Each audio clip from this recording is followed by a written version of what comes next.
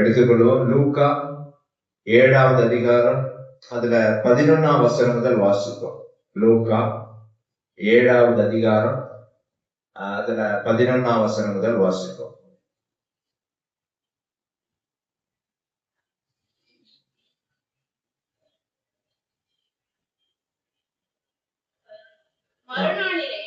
மறுநாளிலே அவர் நாயின் என்னும் ஊருக்கு போனார்.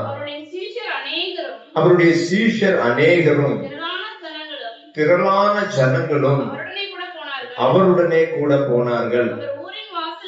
அவர் ஊரின் வாசலுக்கு சமீபித்த போது மரித்து போன ஒருவனை அடக்கம் பண்ணும்படி கொண்டு வந்தார்கள்.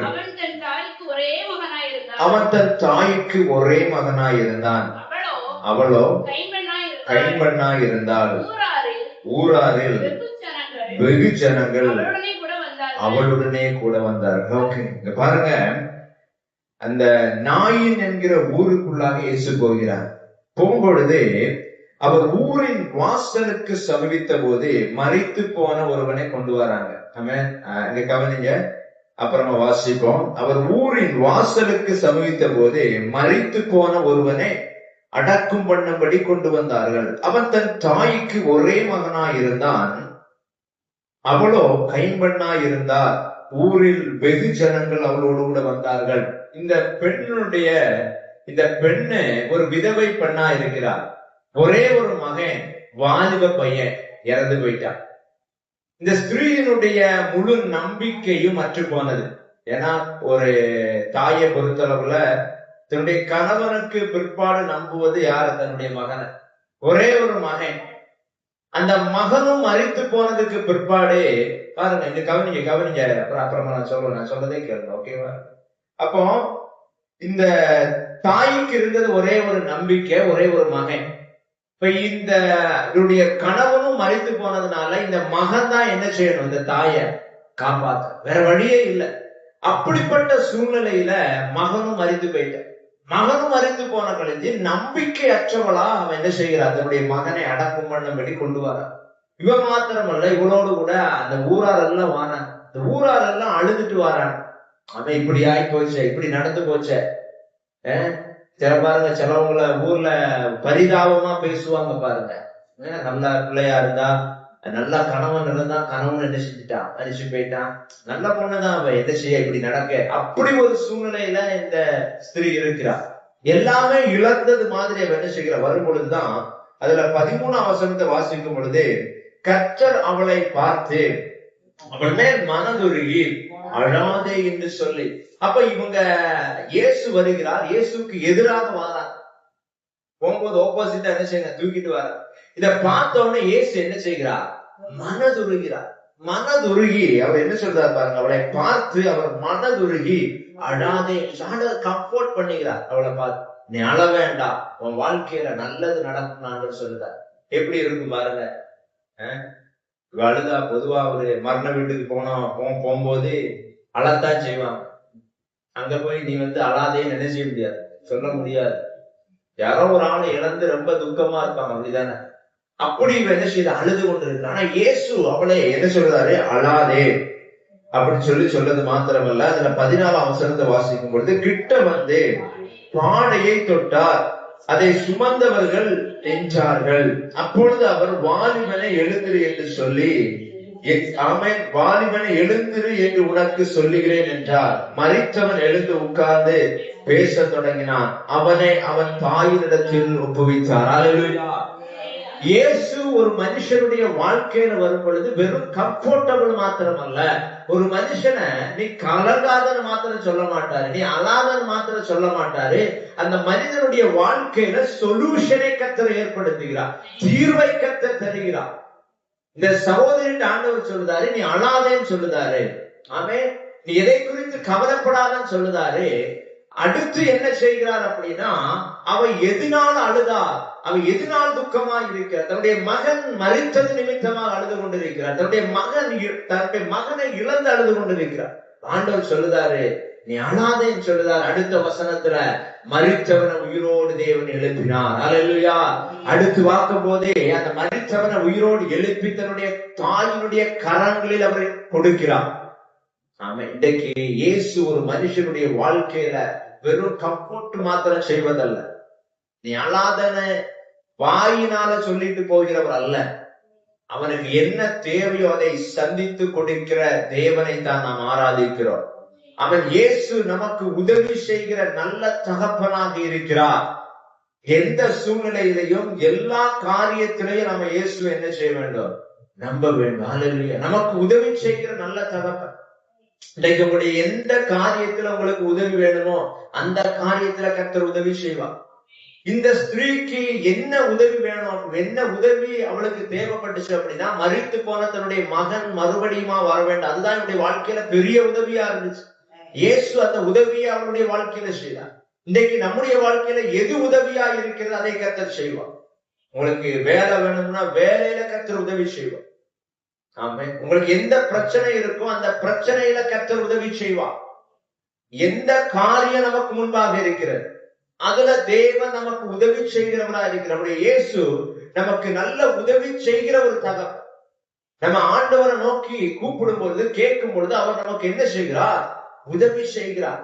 பாருங்க, சில சமயத்துல ஆண்டவர்கிட்ட கேட்காமலே அவர் உதவி செய்வார். நம்மளை பார்த்து பரிதவிக்கிற ஒரு தேவன். இந்த ஸ்திரீயை பார்த்து இயேசு என்ன செய்தார்? அவர் துக்கப்படுகிறார். ஆமென். நம்மளை குறித்து சிந்திக்கிற ஒரு கடவுள் தான் இயேசு. ஆமென். நம்ம எப்படி நம்முடைய வாழ்க்கையை குறித்து சிந்திக்கிறோம்? எப்படி நம்முடைய வாழ்க்கையில சில காரியங்கள் நடக்காம இருக்கும்போது நம்ம துக்கப்படுகிறோம். என் வாழ்க்கை இப்படி இருக்க, இவ்வளவு பிரச்சனை, இவ்வளவு போராட்டத்தை நான் சந்திக்கிறேன்னு கவலைப்படுகிறோம்.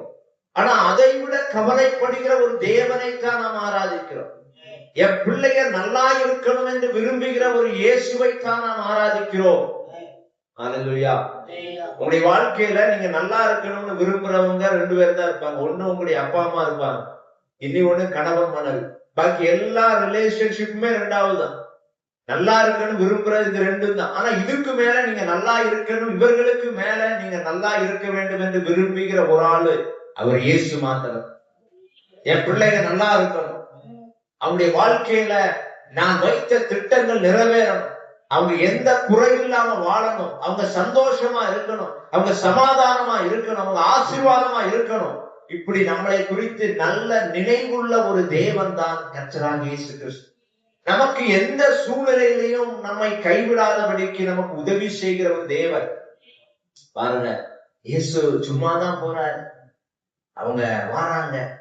என்னை இவ கூப்பிடணும் அப்படின்னு அவர் எதிர்பார்க்கல. பாருங்க, என்னை கூப்பிடுங்க, கூப்பிட்டு என் மகனுக்கு உயிர் தாங்க, இதெல்லாம் கேட்கல. நீங்க வேத வசனத்துல வாசிக்கும் பொழுது நிறைய பேர் கூப்பிட்டதை பார்த்திருக்கோம், நிறைய பேர் இயேசுவை தேடி போனதுல நாம் பார்த்திருக்கோம். ஆனா இது இயேசுவை தேடி போக, இயேசு பார்க்கிறார். இயேசு பார்த்து அவங்க மேல மனதுருகிறார். மனதுருகி இயேசு உதவி செய்கிறார். நம்முடைய வாழ்க்கையில இயேசு மனதுருகி உதவி செய்வார். தம்பி, உங்களுடைய வாழ்க்கையில இயேசு மனதுருகி உங்களுக்கு உதவி செய்வார். உங்களுடைய வாழ்க்கையில என்ன உதவி வேணுமோ, ஒருவேளை மனிதனால சில உதவிகளை செய்ய முடியாது, மனிதனால சில அற்புதங்களை செய்ய முடியாது, இயேசு உங்க மேல மனதுருகிறார். வேணுமோ அந்த வார்த்தை உங்களுக்காக வருகிறது. இயேசு உங்க மேல மனதுருகிற தேவனா இருக்கு. எத்தனையோ ஆபத்து அனர்த்தங்கள் உங்களுடைய வாழ்க்கையில வந்த போதிலும் கூட உங்களை கைவிடாதபடிக்கு இயேசு மனதுருகினார். இந்த பிரச்சனை உங்களுக்கு வந்துடக்கூடாது, இந்த போராட்டம் வரக்கூடாது. எத்தனையோ காரியத்துல கர்த்தர் உங்களை கண்ணின் கருமணியை போல பாதுகாத்தார். எதனை விசுவாசிக்கிறீர்கள்? ஆமே. நமக்கு உதவி செய்கிற ஒரு நல்ல தகப்பன். ஆமே. அல்லேலூயா. பாருங்க, சங்கீதம் 60வது அதிகாரம் 11ஆம் வசனத்தை வாசிப்போம். சங்கீதம் 60:11.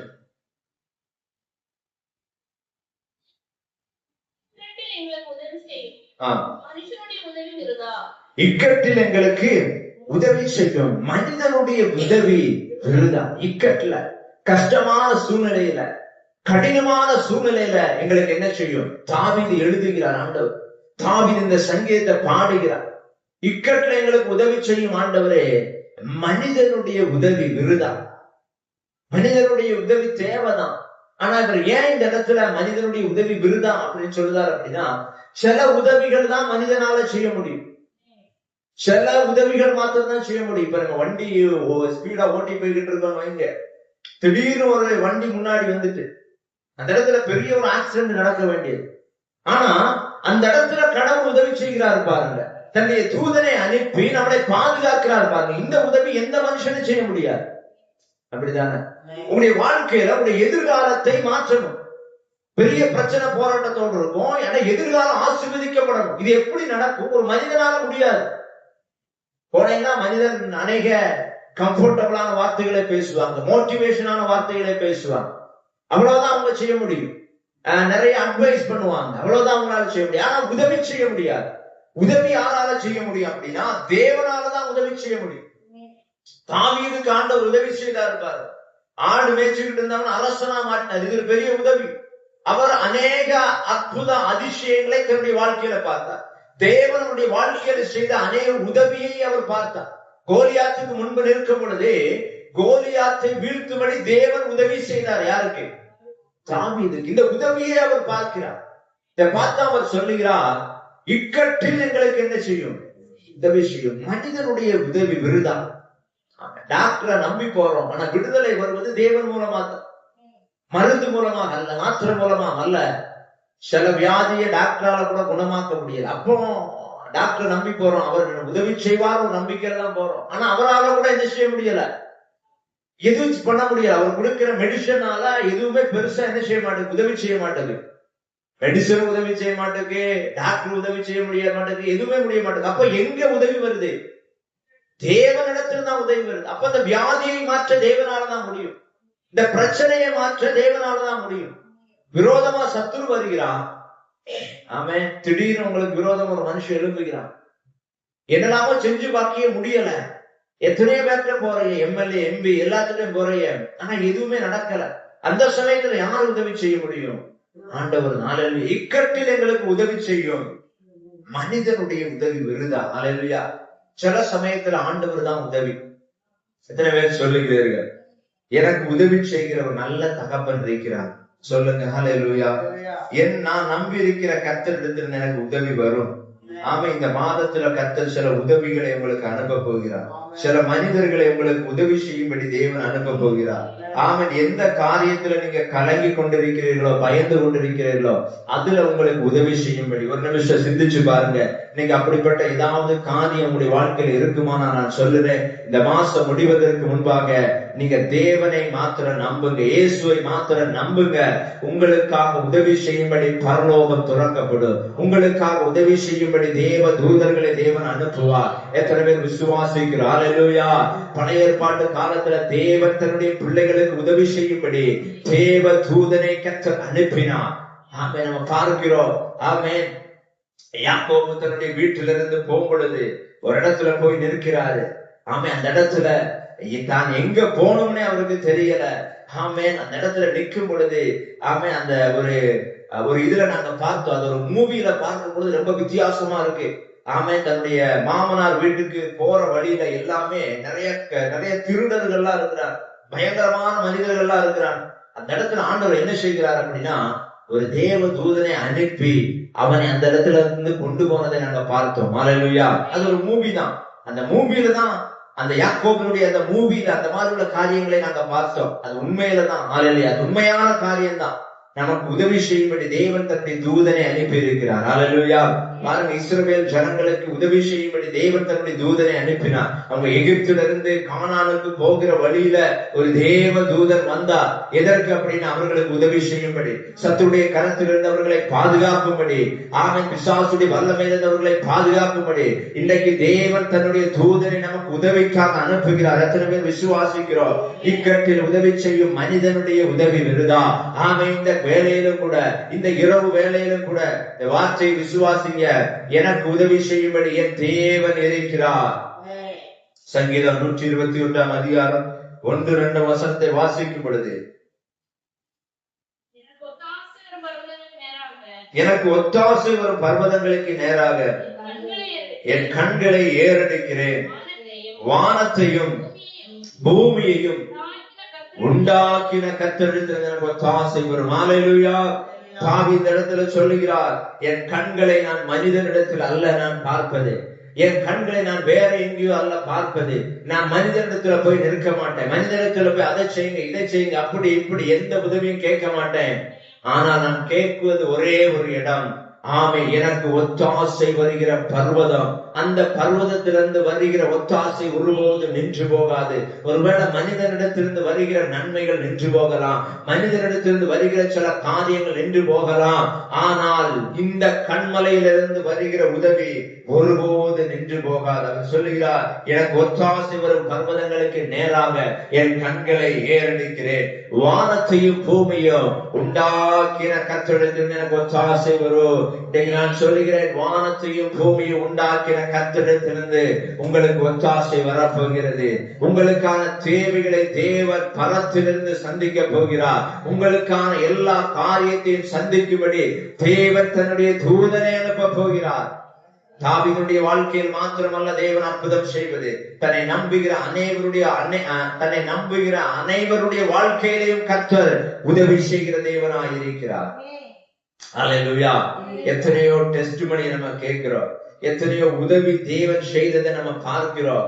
ஆமென். சிலவங்க பட்டினியாக இருந்து ஜெபிக்கும் பொழுது அவர்களுக்கு தேவனே ஆமென் ஆகாரத்தை கொடுத்திருக்கிறார். ஆமென். சிலவங்க ஆசைப்படும் பொழுது, ஆண்டவரே நாம இன்னைக்கு அந்த மீன் கறி சாப்பிட்டா நல்லா இருக்கும், இந்த இறைச்சி கறி சாப்பிட்டா நல்லா இருக்கும்னு நினைக்கும் பொழுது தேவன் கொடுத்து ஆசீர்வதிக்கிறார். சின்ன சின்ன காரியத்துல உதவி செய்கிற தேவன் பெரிய காரியத்துல உதவி செய்வார். பெரிய அமௌண்ட்களை கர்த்தர் தருவார். ஆமா, இந்த சபைக்கான தேவைகளை கர்த்தர் சந்திப்பார். ஆமா, அதற்கான மனிதர்களை கர்த்தர் எழுப்புவார். அதற்கான உதவி கரங்களை கர்த்தர் எழுப்புவார். அல்லேலூயா. சின்ன காரியங்கள் மாத்திரமல்ல, பெரிய காரியங்களுக்கு செய்ய தேவன் வல்லவராய் இருக்கிறார். அல்லேலூயா. ஆமென். ஒரு இடத்துல ஒரு ஒரு ஊழியக்காரன் சொன்னதை நான் கேட்டேன். ஆமென். ஒரு பெரிய ஹாஸ்டல் அந்த தெய்வ மனுஷன் நடத்திக்கிட்டு இருக்கிறாரு. அந்த அநாதை இல்லம், நிறைய பிள்ளைங்க படிச்சுக்கிட்டு இருக்காங்க. தினந்தோறும் விசுவாசத்துல தான் என்ன செய்கிறது, ஓடிக்கிட்டு இருக்கு. ஒரு நாள் டெய்லியும் காலையில சாப்பாடு வந்துடும், ஆனா ஒரு நாள் சாப்பாடு வரல.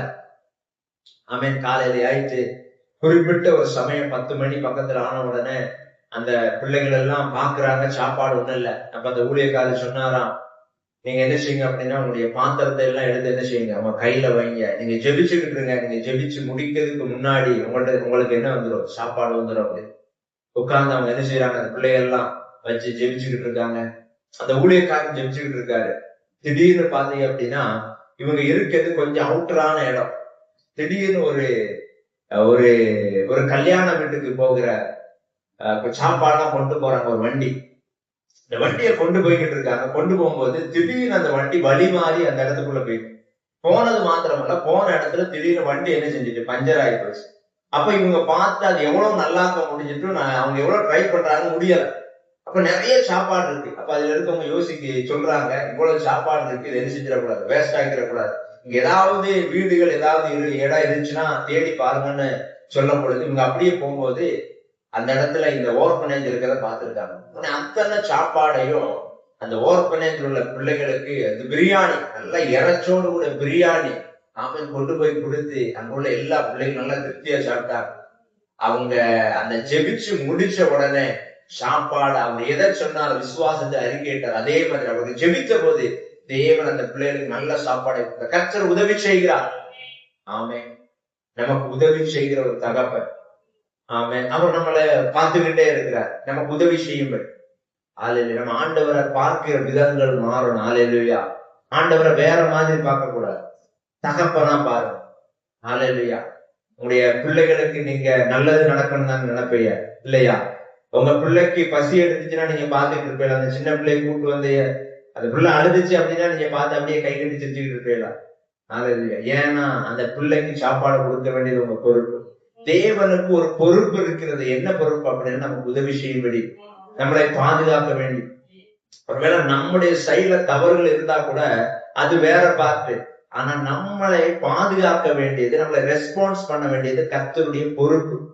அவர் நம்மளை பாதுகாப்பார், நமக்கான ஆகாரத்தை தருவார். ஏன் அப்படின்னா நாம் அவருடைய பிள்ளைகளா இருக்கிறோம்.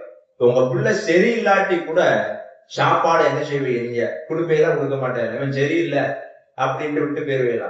கொடுப்பை. அதான் வேதவசம் சொல்லுகிறது, நல்லோர் மேலும் தீயோர் மேலும் மழையை வர்ஷிக்க பண்ணுகிறார். இந்த கொடியங்குளத்துல இல்ல இந்த தேசத்துல ஒருத்த பெரிய தீவிரவாதியா இருக்காங்கன்னு உடனே மழை அவனுக்கு மாத்திரம் வேயாம போறது கிடையாது. அவன் போனாலும் மழை என்ன செய்யதான் செய்யுது, அவன் தலையிலையும் மழை பெய்யதான் செய்யுது.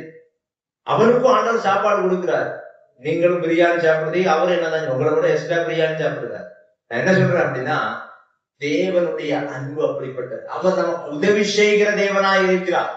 அவர் தான் உண்மையான தேவன். அவர் தான் கர்த்தராகிய இயேசு கிறிஸ்து, நம்முடைய நன்மையை விரும்புகிற ஒரு தேவன்.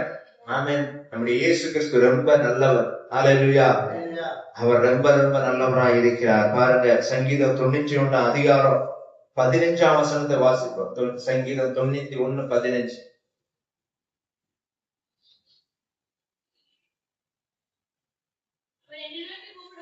அவன் என்னை நோக்கி கூப்பிடுவான், நான் அவனுக்கு மறு உத்தரவு அருளி செய்வேன். ஆபத்தில் நானே அவனோடு இருந்து அவனை தப்புவித்து அவனை கனப்படுத்துவேன். ஆண்டவர் நோக்கி கூப்பிட்ட உடனே அவர் நம்மளை தப்புவிக்கிறார். எந்த ஆபத்துல இருந்தாலும் இயேசுவேன்னு ஒரு வார்த்தை சொல்லும் பொழுது அவர் நம்மளை தப்புவிக்கிறார், அவர் நம்மளை விடுவிக்கிறார். அல்லேலூயா. ஆமென். ஒரு இடத்துல ஒரு 2 ஊழியக்காரங்க போயிருக்கிறத நான் கேள்விப்பட்டேன். அல்லேலூயா. அந்த இடத்துல நிறைய சிங்கமோ ஏதோ இருக்கிற ஒரு இடம். ஆமென். அப்ப நிறைய பேர் சொல்லியிருக்காங்க, அந்த இடத்துல நீங்க என்ன செய்ய வேண்டாம், போக வேண்டாம், ஒரு குறிப்பிட்ட டைம் மேல போனீங்கன்னா சிங்கம் வந்து நிற்கும். அப்படி ஊழியத்துக்கு போயிருக்காங்க. போன இடத்துல போன மாதிரி சிங்கம் வந்து என்ன செய்யுது, முன்னாடி நிக்கி. இது உண்மையில நடந்த ஒரு காரியம். அல்லேலூயா. அப்போ அந்த இடத்துல நின்ன உடனே வேற வழி இல்ல, சிங்கம் வந்துட்டுனா சோதி என்ன செஞ்சிடும், முடிச்சிடும். அப்ப இவங்க கைய உயர்த்தி இயேசுவை வந்து கூப்பிட்டுருக்காங்க. கைய உயர்த்தி ஆண்டவரே எங்களை விடுவீங்கன்னு சொல்லியிருக்காங்க. ஆமென். அடுத்த செகண்ட்ல என்ன நடந்துச்சுன்னு தெரியல, வந்த சிங்கம் அப்படியே திரும்பி போய். இதெல்லாம் பொய் கிடையாது, சும்மா ஒரு காரியத்தை சொல்றது கிடையாது. இது உங்களுடைய வாழ்க்கையில வரும்பொழுது நீங்க இதை ட்ரை பண்ணுங்க. உங்க வாழ்க்கையில ஒரு ஆபத்து வருது அப்படின்னா, ஆபத்தான சூழ்நிலை வருதுன்னா இயேசுவேன்னு கூப்பிடுங்க. ஏன்னா அந்த வார்த்தை சொல்லுகிறது, என்னை நோக்கி கூப்பிடு, அவன் என்னை நோக்கி கூப்பிடுவான், நான் அவனுக்கு மறு உத்தரவு அருளி செய்வேன். உங்களுக்கு மறு உத்தரவு அருளி செய்கிற ஒரு தேவன். நீங்க கேட்ட அடுத்த செகண்ட்ல உங்களுக்கு ஆன்சர் பண்ணுகிற ஒரு தேவனை தான் நம்ம ஆராதிக்கிறோம். அப்படியே செவிடு, அவர் அப்படியே காது அடைக்கிறவர் அல்ல. உங்களுடைய பிரச்சனையை பார்த்துட்டு அவர் சிரிக்கிறவர் அல்ல. என் பிள்ளைக்கு ஒரு பிரச்சனைனா நான் போய் நிற்பேன். உங்களுடைய பிள்ளைக்கு ஒரு பிரச்சனைனா நீங்க முன்னாடி வந்து நிற்கிறது மாதிரி, இயேசு உங்களுக்கு ஒரு பிரச்சனைனா உங்களுக்கு முன்பாக வந்து நிற்பா. ஏன் அப்படின்னா, கல்வாரி சிலுவையில உங்களுக்காக தன்னுடைய அத்தனை சொட்டு ரத்தத்தை அவர் தந்து விட்டார். நீங்க நல்லா இருக்கும்படி, நீங்க ரட்சிக்கப்படும்படி, நம்ம ரட்சிக்கப்படும்படி, நாம் ஆசீர்வதிக்கப்படும்படி, நாம் பாவத்திலிருந்து விடுவிக்கப்படும்படி, மரணத்திலிருந்து விடுவிக்கப்படும்படி இயேசு நமக்காக சகலத்தையும் சகித்தார். தன்னுடைய ஜீவனையே கல்வாரி சிலுவையில கொடுத்தார். ஏன் தன்னுடைய ஜீவனை கொடுத்தார் அப்படின்னா, நாம் நல்லா இருக்கும்படி. ஜீவனையே தந்த கர்த்தர். நீங்க கூப்பிடும் போது அவர் எப்படி கேட்காம இருப்பார்? சொல்லுவோமா? அவன் என்னை நோக்கி கூப்பிடுவான், நீங்க ஆண்டவரை நோக்கி கூப்பிடுவீர்கள். சொல்லுங்க, நான் கர்த்தரை நோக்கி கூப்பிடுவேன், அவர் எனக்கு மறு உத்தரவு அருளி செய்வார். உங்க பேரை சொல்லி சொல்லுங்க. ஆமென். நான் சாமுவேலாகிய நான் கர்த்தரை நோக்கி கூப்பிடுவேன், கர்த்தர் எனக்கு மறு உத்தரவு அருளி செய்வார். ஆபத்தில் அவரே என்னோடு இருந்து என்னை தப்புவித்து கனப்படுத்துவார். அல்லேலூயா. அவர் மறு உத்தரவு அருளி செய்வார். ஆபத்துல உங்களோடு கூட இருப்பார். அந்த ஆபத்துல உங்களை கைவிடாதபடிக்கு, ஆபத்திலிருந்து உங்களுடைய கரங்களை தூக்கி உங்களை விடுவிக்கும்படி கர்த்தர் உங்களோடு கூட இருப்பார். உங்களை தப்புவித்து அடுத்து உங்களை கனம் பண்ணுவார். அடுத்து கனம் பண்ணுவது, தப்புவிச்சாச்சுல ஏன் கனம் பண்ணுவது? ஆமென். ஆண்டவருக்காக ஒரு டெஸ்டிமோனியா நீங்க மாறுவீர்கள். இவ்வளவு பெரிய ஆபத்து என் வாழ்க்கையில வந்துச்சு, இயேசு என்னை தூக்கினார், இயேசு என்னை தூக்கி நிறுத்தினார். உங்களுக்கு ஒரு கனத்தை கர்த்தர் தருகிறார். அல்லேலூயா. கேரளத்துல நிறைய வருஷங்களுக்கு முன்பாக, ஏகதேசம் ஒரு 20 வருஷம் பக்கத்துல இருக்கும், அந்த இடத்துல ஒரு KSRTC பஸ் மறிச்சு, கேரளாவில் ஒரு பஸ், பெரிய ஒரு கொக்கு, பீருமேடுன்னு ஒரு இடத்துல கீழே மறிஞ்ச உடனே, பீருமேடு இல்ல, அது முண்டக்கையம் போற வழியில ஒரு இடம், முண்டக்கையம் ஒரு இடம், அந்த போற வழியில ஒரு பெரிய ஒரு கொக்க கீழே விழுந்துட்டு, கீழே விழுந்து அந்த பஸ்ல இருக்கவங்க எல்லாரும் நிறைய பேர் செத்துட்டாங்க, நிறைய பேர் கை காலம் ஒடிஞ்சிட்டு. ஆனா அதுல ஒரு பாஸ்டர் இருந்தாரு, அவருக்கு ஒரு போரம் கூட படல. அவர் கடைசியில வந்து அந்த அத்தனை பிரச்சனை போராட்டத்துல அவருக்கு எதுவுமே சம்பவிக்கல. அவர் வந்து சாட்சி கொடுத்தார். அவருக்கு பக்கத்துல இருக்கவன் செத்து போனான், முன்னாடி இருக்கவனுக்கு கை ஒடிஞ்சு, கால் ஒடிஞ்சு. அவரை யாரோ ஒரு ஆளு தூக்கி வெளியில வீசின மாதிரி இருந்துச்சு. ஆமே, நான் சொல்லுகிறேன், தேவன் நம்மளை ஆபத்துல இருந்து பாதுகாத்து நம்மளை கனம் பண்ணுவார். அத்தனை மனிதர்களுக்கு முன்பாக இயேசு அவரை கனமணினார். சொல்லுகிற எந்த ஆபத்து வந்தாலும் கர்த்தர் உங்களை ஆபத்துல கைவிடாமல் இருப்பார், பிரச்சனையில கைவிடாமல் இருப்பார், போராட்டத்துல கைவிடாமல் இருப்பார், மரணத்துல கைவிடாமல் இருப்பார். வியாதி உங்களை மேற்கொள்வதில்லை. ஏன்னா உங்களுக்கு உதவி செய்கிற ஒரு கர்த்தர் இருக்கிறார். அதில் எனக்கு உதவி செய்கிற நல்ல ஒரு தகப்பன், மை ஹெல்பர். அல்லேலூயா. எடுத்துக்கொள்ளுங்க, எபிரேயர் 13ஆம் அதிகாரம், அதுல 6ஆம் வசனத்தை வாசிப்போம்.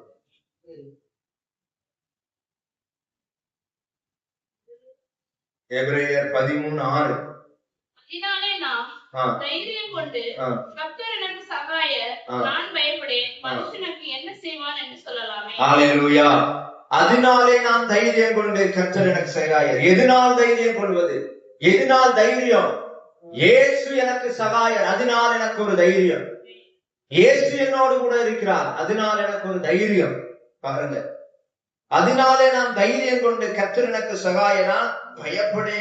ஹல்லேலூயா. நான் பயப்பட மாட்டேன். ஏன்னா எனக்கு உதவி செய்யும்படி இயேசு இருக்கிறார். வேத புத்தகத்துல 365 இடங்கள்ல பயத்தை குறித்து போட்டிருக்கு. ஒவ்வொரு பயமும் ஒவ்வொரு வித்தியாசமான பயங்களா இருக்கும். இந்த 365 விதமான பயங்களும் 305 விதமான காரியங்களை குறித்து பயப்படுவது. சிலது சூழ்நிலைகளை பார்த்து பயப்படுவது, சில இடத்துல வியாதியை குறித்து பயப்படுவதை பார்த்திருப்போம், சில இடத்துல ஆண்டவருக்கு கொடுக்கிறத குறித்து பயப்படுறதை பார்த்திருப்போம். ஆனா இந்த இடத்துல எந்த விதமான பயம் அப்படின்னா, பாருங்க, உதவி அற்ற ஒரு பயம். எனக்கு உதவி செய்யும்படி யாருமே இல்லை என்கிற ஒரு பயம். அந்த 305 விதமான பயத்துல இது ஒரு பயம். என்ன பயம்? எனக்கு யாருமே உதவி செய்ய இல்லையே. ஆமே. இந்த வசனம் என்ன சொல்றது அப்படின்னா, அதனாலே நாம் தைரியம் கொள்ளும். எதனாலே? எனக்கு உதவி செய்கிற ஒரு தேவன் இருக்கிறார். ஆமே. அதனாலே தைரியம் கொண்டு நான் என்ன செய்வேன்? நான் பயப்படேன், மனுஷன் எனக்கு என்ன செய்வான். அல்லேலூயா. நமக்கு உதவி செய்கிற ஒரு தேவன் இருக்கிறார், நம்மை பாதுகாக்கிற ஒரு தேவன் இருக்கிறார், நம்ம மேல மனதுருகிற ஒரு தேவன் இருக்கிறார். எத்தனை பேர் விசுவாசிக்கிறோம் இந்த வேளையில? ஆமே. நம்மளை காண்கிற ஒரு தேவன். ஹல்லேலூயா. ஹல்லேலூயா. அப்படியே கண்களை மூடுவோம். ஆமென், ஆமென், ஆமென், ஆமென். சொல்லுங்க, எனக்கு உதவி செய்கிற ஒரு இயேசு, என்னை உதவி செய்கிற, என்னை பாதுகாக்கிற ஒரு கர்த்தர். ஆமென், ஆமென். நான் கல்லோ மண்ணோ மரத்தையோ வணங்கல, நான் ஆராதிக்கிற தேவன் ஜீவன் உள்ளவர், என்னை நேசிக்கிறவர், என்னுடைய நன்மையை விரும்புகிற தேவன், நான் நல்லா இருக்கணும் அப்படின்னு விரும்புகிற ஒரு கர்த்தரை நான் ஆராதிக்கிறேன். ஹல்லேலூயா. அதான் கர்த்தரை நம்புகிறவர்கள் அவர்கள் என்ன செய்வார்கள்? செழிப்பார்கள். நீங்க செழிப்பீர்கள். ஹல்லேலூயா. அப்படி நம்முடைய கண்களை மூடுவோம், செபிப்போம். ஷபா லபா ரபா லபா. ஒரு நிமிஷம் எல்லாரும் எந்திரிச்சு நிற்போம், ஜெபிப்போம். ஹல்லேலூயா, ஹல்லேலூயா, ஹல்லேலூயா, ஹல்லேலூயா, ஹல்லேலூயா, ஹல்லேலூயா. ஷபா லரமா லகதா மலரா கதனா. ஆமென், ஆமென். எனக்கு உதவி செய்கிற தேவன். ஆமென். அப்படியே அந்த வேளை உங்களுடைய இதயத்துக்குள்ள கொண்டு வாங்க, பேசுங்க. எனக்கு உதவி செய்கிற இயேசு, எனக்கு எல்லா சூழ்நிலையும் உதவி செய்கிற இயேசு. ஆமென், ஆமென். இக்கட்டில் உதவி செய்கிற இயேசு, இக்கட்டில் உதவி செய்கிற இயேசு, என்னை பாதுகாக்கிற இயேசு, உங்களை கைவிடாத இயேசு. ஹல்லேலூயா.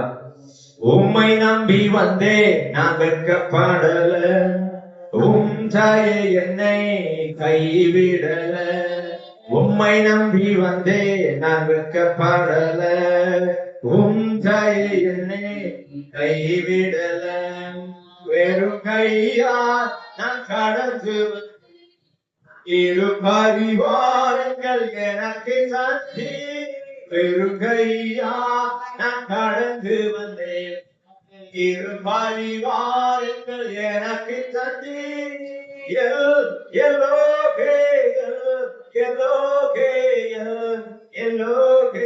உம்மை துதி. ஆமென்.